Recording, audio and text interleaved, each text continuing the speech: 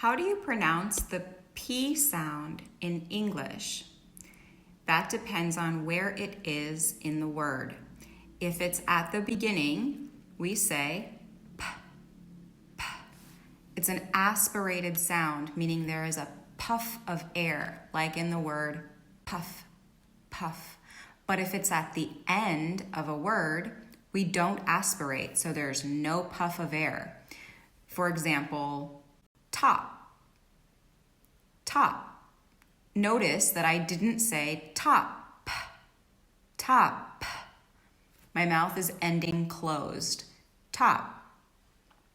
Some other examples are sleep, help, lap, top, laptop, cup.